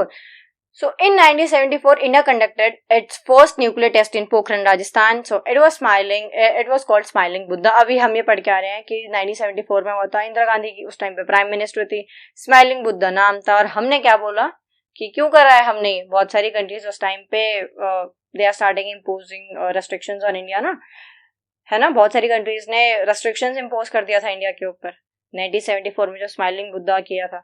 तो फिर हमारी जो प्राइम मिनिस्टर, जो हमारी प्राइम मिनिस्टर थी इंदिरा गांधी, उन्होंने ये कहा, India said that, again India ने कहा, उन्होंने कहा, है ना, क्योंकि वही उस टाइम रिप्रेजेंट कर रही थी। So India said the test was for peaceful purposes like energy use. हमने बोला कि हमने ये पीसफुल पर्पस के लिए किया है, जैसे कि energy use. However many countries saw it as India becoming a nuclear power, but बहुत सारी कंट्रीज ने इसको ऐसे देखा कि अच्छा तुम भी अब तेज हो रहे हो, है ना। So after this some countries imposed restrictions on India. The test showed that India had advanced scientific ability and wanted to be strong and self-reliant in defense and technology. ठीक है। नेक्स्ट है Indo Soviet treaty of peace and friendship 1971. So Indo Soviet treaty sign हुई थी, जो relations हैं between India and Soviet Union उसको improve करने के लिए 1971 में हुई थी। Soviet Union agree to support India in case of any attack from another country. हम जानते हैं कि शुरुआत से लेकर आज तक और शायद हमेशा तक इंडिया और रशिया के जो रिलेशन है टचवुड वो बहुत ही ज्यादा अच्छे हैं, है ना। अब तो कल्चर एक्सचेंज वगैरह को भी प्रमोट करा जा रहा है। So this treaty helped India during the 1971 war with Pakistan. It also improved India's security and international position. The agreement increased cooperation in trade, science and defense. It showed strong friendship between India and Soviet Union during the Cold War period. चलो, question number 4 है explain the role of peace keeping in Sri Lanka. तो इसमें बहुत ज्यादा समझने की जरूरत नहीं है क्योंकि ये शॉर्ट नोट में ही आता है। और यहाँ पे क्या था कि राजीव गांधी उस टाइम पे थे, है ना, और आईपीकेएफ यानी कि इंडियन पीस कीपिंग फोर्स एक फोर्स थी, है ना, जिसमें हमारे सोल्जर्स थे। तो उनको 1987 में श्रीलंका पड़ोसी देश में भेजा गया था। एक अकॉर्ड साइन हुआ था, इंडो श्रीलंका अकॉर्ड। उसमें यह था कि जो श्रीलंका की गवर्नमेंट और जो तमिल मिलिटेंट ग्रुप था जिसका नाम था लिट्टे, इनके बीच में जो लड़ाई छिड़ी हुई डिस्प्यूट्स हैं, आईपीकेएफ जाके उसको सॉल्व करेगी और सिविलियंस की मदद करेगी और पीस को यानी कि शांति को दोबारा से स्थापित करेगी, रिस्टोर करेगी पीस को। बट वहां पे ये चीजें नहीं वो कर पाई और फिर 1990 में बहुत मुश्किलों का सामना करने के बाद हमने आईपीकेएफ को वापस बुला लिया। और ये चीज दिखाती है कि पीस कीपिंग फोर्स भी सिविल कॉन्फ्लिक्ट्स के टाइम पे कितनी चैलेंजिंग साबित हुई, है ना, क्योंकि वहां पे हमारा भी बहुत लॉस हो गया था। नेक्स्ट है क्वेश्चन नंबर 5 डिस्कस। अब आप कहोगे कितने क्वेश्चंस आते हैं, तो देखो यूनिट 6 एक बहुत इंपॉर्टेंट यूनिट है ना। तो यूनिट 6 से आपको क्वेश्चंस 2 भी देखने को मिल सकते हैं, 3 भी आ सकते हैं, पास में 3 आए हुए हैं, या फिर 1 भी आ सकता है, बट आएगा जरूर। नेक्स्ट है discuss Nehru's contribution to foreign policy of India. Nehru ji का क्या कॉन्ट्रीब्यूशन रहा फॉरेन पॉलिसी, इंडिया की फॉरेन पॉलिसी के अंदर। तो अभी हम नेहरूवियन कंसेंसस में ये पढ़ के आए थे, नॉन अलाइन में भी पढ़ के आए थे, तो मुझे नहीं लगता हमें से बहुत ज्यादा समय देने की जरूरत है क्योंकि टाइम हमारे पास बहुत कम है। फर्स्ट है पॉलिसी ऑफ नॉन अलाइनमेंट, तो इसका हम पूरा श्रेय जवाहरलाल नेहरू जी को देंगे कि वो नॉन अलाइनमेंट पॉलिसी लेकर आए, जिसका मतलब था कि हम यूएसएसआर किसी के साथ नहीं जुड़ रहे, हम अपने फैसले खुद ले सकते हैं। दूसरा है peaceful relation with other countries, यानी कि नेहरू जी ने उनका जो फोकस था वो यही था कि उन्होंने जो सारे फैसले लिए वो इस तरफ थे कि हम वर्ल्ड की हर कंट्री के साथ बहुत ही पीसफुल और फ्रेंडली रिलेशंस मेंटेन करेंगे और हम कभी भी वॉर को सपोर्ट नहीं करेंगे, किसी भी मिलिट्री अलायंस का हिस्सा नहीं बनेंगे। नेक्स्ट है support for anti colonial movements. Nehru supported countries in Asia and Africa that were fighting for independence from colonial rule. हर वो देश जो लड़ रहा है आजादी के लिए, हम उसके साथ खड़े हुए हैं, बट वॉर में हम किसी के साथ नहीं खड़े हुए। नेक्स्ट है प्रमोटेड पंचशील प्रिंसिपल। जो पंचशील प्रिंसिपल्स थे, इसमें क्या था कि लड़ाई वड़ाई नहीं करनी है, पीसफुल को एक्सिस्टेंस, प्यार से भाईचारे से रहना है, एक दूसरे को रिस्पेक्ट करना है, एक दूसरे की बाउंड्रीज के रिस्पेक्ट करनी है और इंटरफेरेंस नहीं करनी है। ये सारी चीजें थी, ठीक है। Strengthening the United Nations role. He believed in solving international disputes through the United Nations rather than through war. यानी कि यूएन के ऊपर ज्यादा भरोसे करते थे जवाहरलाल नेहरू जी, इसलिए ये एक बहुत ही इंपॉर्टेंट मुद्दे को भी वहां पे ले गए थे, है ना। तो इनका मानना था कि यूनाइटेड नेशंस में जाके एक मतलब ये इंटरनेशनल प्लेटफॉर्म है जहाँ पे हम डिस्प्यूट्स को डिस्कस कर सकते हैं, बट वॉर तो हम बिल्कुल नहीं करेंगे। और नेक्स्ट है बिल्डिंग इंडियाज इंडिपेंडेंट इमेज। ही help India become seen as an independent and respected country in world politics, not controlled by any super power. कि हम किसी भी सुपर पावर के कंट्रोल में नहीं है, हम आजाद हैं, हम इंडिपेंडेंट हैं, हम रिस्पेक्टेड हैं, ठीक है। बहुत अच्छी इमेज है हमारी, जो कि है। यूनिट 7 का क्वेश्चन नंबर 1 है describe the beginning of new relationship between India and US after the end of cold war era, या फिर कोल्ड वॉर, ठीक है। तो इंडो यूएस रिलेशन की बात हो रही है। देखो, cold war ended in 1991, right, 1991 में एंड हो गया। अब इसके बाद इंडिया और जो यूएस है उन्होंने ध्यान दिया कि चलो अपने रिलेशनशिप को इम्प्रूव किया जाए। तो दोनों ही कंट्रीज यहाँ पे चाहती थी बेटर कोऑपरेशन। कैसे? 1991 में इंडियाज इकोनॉमिक रिफॉर्म्स आते हैं, यानी कि इंडिया अपनी इकोनॉमी को ओपन कर देता है, अपनी कंट्री के जो गेट है हमारे इकोनॉमी के वैसे खुल जाते हैं और फॉरेन ट्रेड और इन्वेस्टमेंट के लिए हम मतलब ऐसे बोल देते हैं कि आप यहाँ पे कंट्री में इन्वेस्ट कर सकते हो, फॉरेन ट्रेड के लिए हम रेडी हैं। So many American company started investing in India. तो वहां से क्या होती है कि बहुत सारी अमेरिकन कंपनीज है वो इंडिया में इन्वेस्ट करना शुरू कर देती हैं, जैसे कि माइक्रोसॉफ्ट और गूगल, और तब से फिर इनका प्रेजेंस काफी बढ़ता जाता है इंडियन मार्केट में, ठीक है। नेक्स्ट है growth in trade and business. तो इंडिया और यूएस के बीच में जो ट्रेड है उसको बढ़ाया गया है ना, इंक्रीज रैपिडली। तो both countries benefited from business and technology partnership. Computer भी, सुपर कंप्यूटर्स को लेके भी यहाँ पे डील वगैरह हुई थी। दो मांगा कुछ और था, बट पुराना मिला था, है ना, राजीव गांधी के टाइम की बात है, ये काफी पुरानी बात हो गई है। नेक्स्ट है cooperation in science and technology. So India and US work together in IT, space, education and research, जैसे कि नासा और इसरो का कोलैबोरेशन, यानी कि कॉपरेशन, है ना। नेक्स्ट है strategic and defence partnership. Both countries increase defence cooperation and military exercise. दोनों कंट्रीज के बीच में युद्ध अभ्यास जो नाम है, यानी कि military exercise, joint military exercise वो होती है किसके लिए? डिफेंस पार्टनरशिप के लिए। इसके अलावा सिविल न्यूक्लियर एग्रीमेंट। अच्छा, हमने वो जो न्यूक्लियर वाला टेस्ट नहीं किया था, वहां पे अमेरिका ने भी फिर काफी कोशिश करी थी कि मतलब साइडलाइन कर दिया जाए ये सारी चीजें, बट 2008 में इंडो यूएस जो रिलेशंस है वो इंप्रूव हो जाते हैं, क्योंकि बीच में डील हो जाती है और यूएस को समझ आ जाता है कि अच्छा इंडिया ने सच में ये पीसफुल पर्पस के लिए किया था। So it allowed India to access nuclear technology for peaceful purpose. The agreement was signed during the government of Manmohan Singh, ठीक है। नेक्स्ट है question number 2, write short note on the following. Pokhran second and India's relationship with European Union. Pokhran second 1998 में हुआ था। Pokhran second was a series of nuclear test was conducted by India in May 1998, है ना, 1998। Pokhran second एक series थी जिसमें हमने nuclear test किए थे। कब किए थे? इंडिया, मतलब किसने किए थे? इंडिया ने किए थे। कब किए थे? In the month of May 1998 में किए थे। कहाँ किए थे? राजस्थान के पोखरण में किए थे। किसकी लीडरशिप में? अटल बिहारी वाजपेयी जी की लीडरशिप में। सो क्या होता है यहाँ पे? India successfully tested 5 nuclear devices showing its nuclear capability. हमें दिखानी थी हमारी न्यूक्लियर कैपेबिलिटी, तो हमने 5 न्यूक्लियर डिवाइसेस को सक्सेसफुली टेस्ट किया। The main aim was to strengthen India's national security and defence. बहुत ज्यादा जरूरत थी इसकी, और हमारा मेन एम भी यही था कि हम दिखाएं पूरी दुनिया को कि in terms of national security हम बहुत सही चल रहे हैं, है ना। चलो, after the test, India declared itself a nuclear weapon state, although some countries imposed sanctions on India. यहाँ पे क्या हुआ था? इस टेस्ट के बाद इंडिया ने डिक्लेयर किया था खुद को एक न्यूक्लियर वेपन स्टेट, बट बहुत सारी कंट्रीज ने फिर क्या किया? हमारे ऊपर सैंक्शंस लगा दिए थे, ठीक है। नेक्स्ट है India's relationship with the European Union. तो यूरोपियन यूनियन के साथ हमारे रिश्ते कैसे हैं? So India and European Union are important partners. हम ट्रेड में एक साथ काम कर रहे हैं, इम्पोर्ट एक्सपोर्ट बढ़िया चल रहा है, टेक्नोलॉजी शेयर हो रही है, ग्लोबल इश्यूज पे भी बातचीत होती है ना. सो they work together in trade, technology and global issue. Second है trade and business relations. The European Union is one of the India's biggest trading partners. जो यूरोपियन यूनियन और इंडिया है वो काफी बड़े ट्रेडिंग पार्टनर्स हैं. इंडिया एक्सपोर्ट करता है medicine, textile, engineering goods to European Union countries, और इम्पोर्ट भी करते हैं, है ना, अलग चीज है. मतलब मेडिसिन, टेक्सटाइल तो हम वहाँ पे एक्सपोर्ट कर रहे हैं ना. नेक्स्ट है cooperation in science and technology.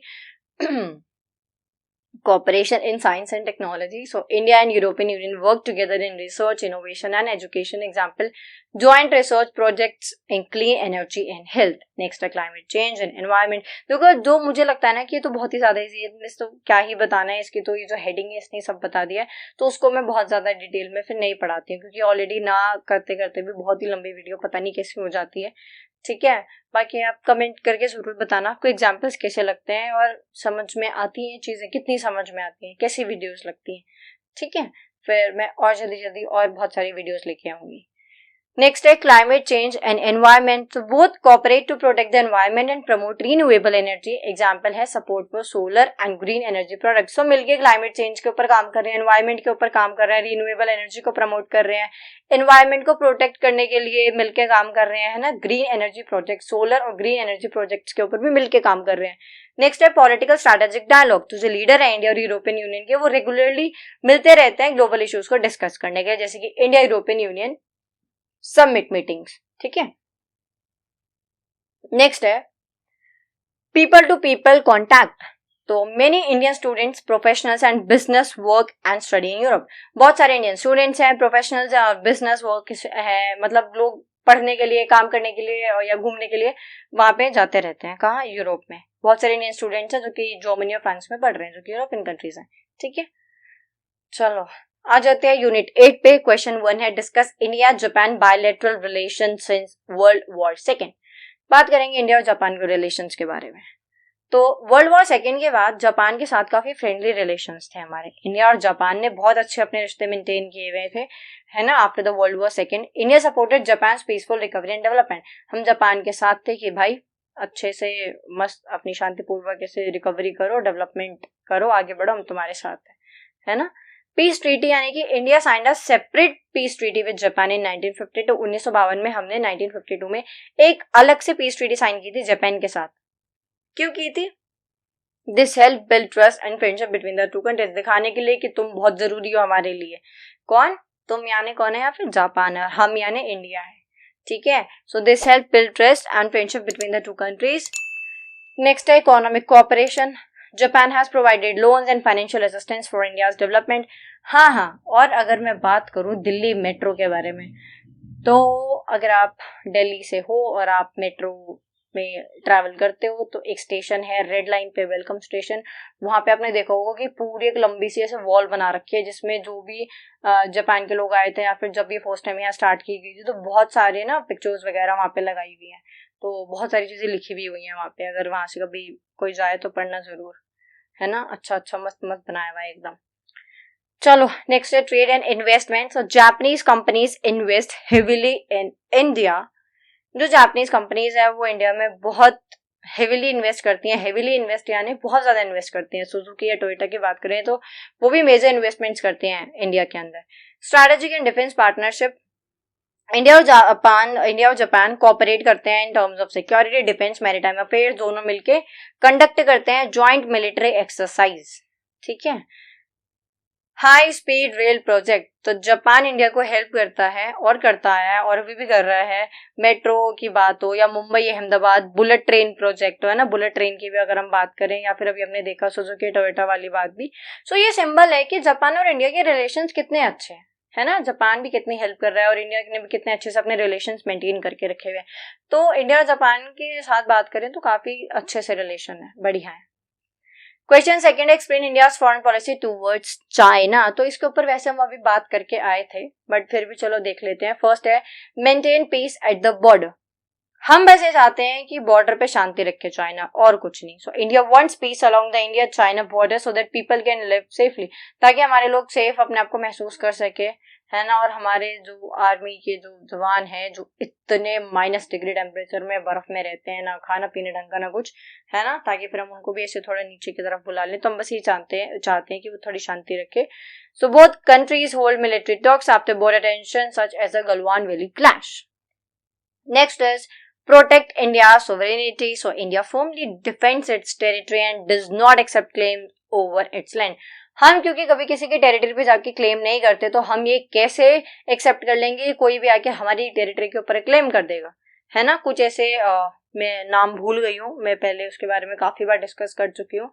I guess palm policy है या फिर 5 फिंगर रूल या पॉलिसी कुछ है चाइना की, है ना, कि ये 5 जो मेरी फिंगर्स हैं, या पाम पॉलिसी है कि ये सब मेरी टेरिटरी है, कुछ ऐसा है, एग्जैक्ट अभी मुझे नहीं याद आ रहा है, ठीक है, बट पहले मैं बहुत बार डिस्कस कर चुकी हूँ।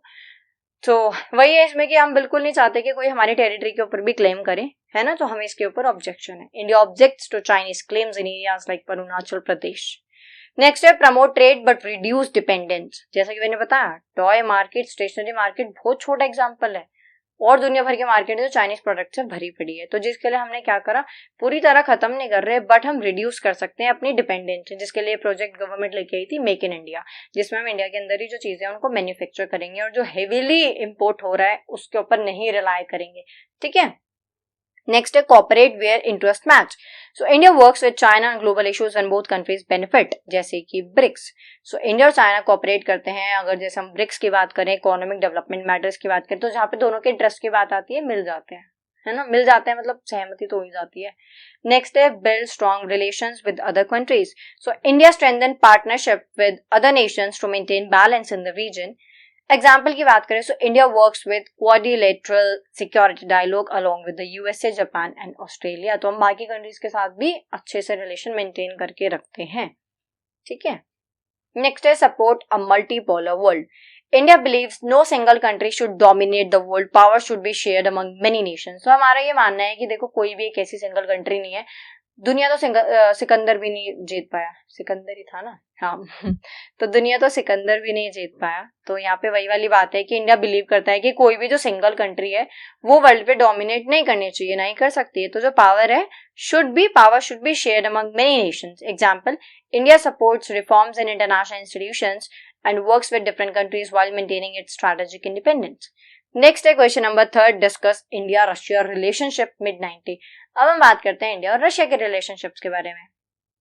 आज ऐसा लग रहा है कि आज हम कुल मिला के इंडिया का रिश्ता कर रहे हैं पूरी दुनिया के साथ, या फिर यही डिस्कस कर रहे हैं ना कौन सी कंट्री के साथ कैसे रिलेशन है, कोई नहीं, यही पूछते हैं ये एग्जाम में। चलो, फर्स्ट है continued friendship after the Soviet union even after the breakup of Soviet union. जब सोवियत यूनियन का ब्रेकअप हो गया था, यानी कि जब वो यूएसएसआर टूट टाट के सब कुछ अलग हो गया, तो इंडिया और रशिया ने फिर भी काफी क्लोज फ्रेंडशिप अपनी रखी, है ना, काफी स्ट्रॉन्ग रिलेशंस है दोनों के।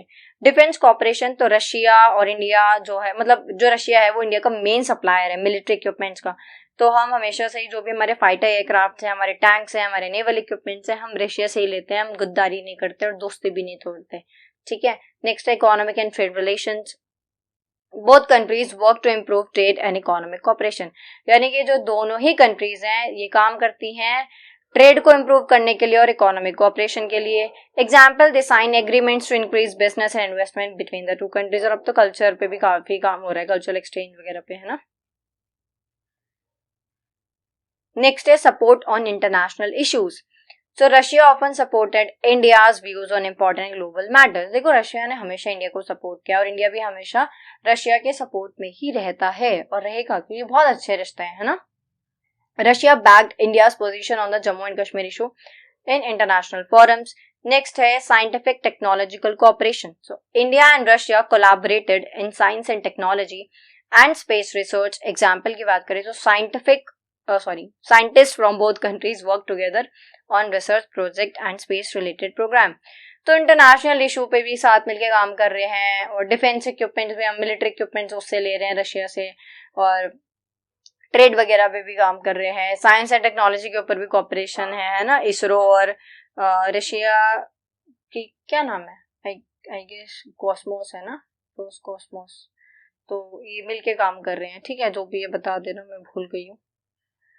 Next is strategic partnership building. So during the mid 1990s, both nations laid the foundation for a stronger long-term partnership. For example, high-level visits by leaders helped strengthen trust and cooperation. आपने देखा होगा जब भी prime minister Modi और Russia के जो president है वो मिलते हैं तो कितने अच्छे से मिलते हैं, है ना, व्लादिमीर पुतिन और प्राइम मिनिस्टर मोदी. मतलब बाकी सबसे अलग तरीके से मिलना होता है और ये दोनों तो ऐसे मिलते हैं जैसे बचपन के दोस्त हैं. तो ये सिर्फ इन दोनों के रिलेशन को नहीं, ये दोनों कंट्रीज के रिलेशन को दिखाते हैं कि कितने टचवुड अच्छे रिलेशंस हैं, है ना. अब आ जाते हैं फाइनल यूनिट नंबर 9 के ऊपर. Question 1, most important question, highlight the important features of India's foreign policy. अभी तक जो हम पढ़ते आए हैं, ठीक है. फर्स्ट है स्ट्रैटेजिक ऑटोनॉमी. देखो एक बार वीडियो देख लोगे ना तो एग्जांपल्स तो शायद दिमाग में बैठ जाएं, बट एक बार ये पढ़ भी लेना पीडीएफ से, टेलीग्राम ज्वाइन कर लेना, वहां जाके पीडीएफ से पढ़ लेना. और जो भी क्वेश्चन क्वेरी हो कमेंट कर देना, अच्छे अच्छे कमेंट करना कि मैंने अच्छे से पढ़ाया है, समझाया है. इसके अलावा जो क्वेश्चन है वो भी कमेंट कर देना. और कुछ क्वेश्चन क्वेरी है तो आप इंस्टा पे पूछ सकते हो या फिर यहाँ पे भी पूछ सकते हो, ठीक है. अब हम देखते हैं highlight the important features of India's foreign policy. First है strategic autonomy, independent decision making. India makes its own foreign policy decision without being controlled by any major power. यानी कि हम अपने इंडिपेंडेंट डिसीजन लेते हैं, हम किसी के दबदबे में आगे कोई फैसला नहीं करते.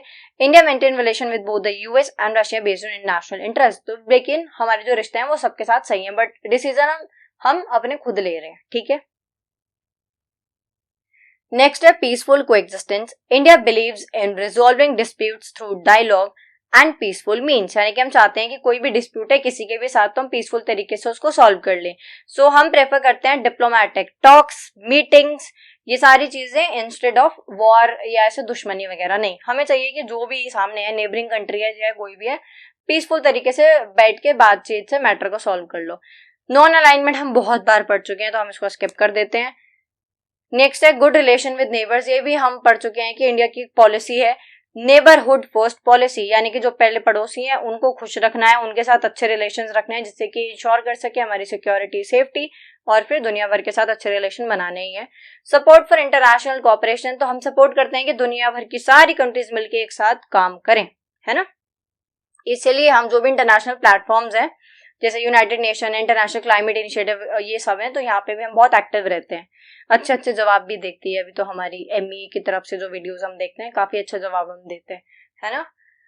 नेक्स्ट है economic development and global partnership. तो foreign policy is used to promote trade, investment, technology and economic growth. Example, India signs trade and technology agreements with various countries to support development, ठीक है. ये अभी हम पढ़ के आए थे, क्या समझाऊं मैं इसका. क्वेश्चन नंबर 2 है, I guess last second question है. Describe the main features of SAARC and comment on its prospect. SAARC के फुल फॉर्म है South Asian Association for Regional cooperation.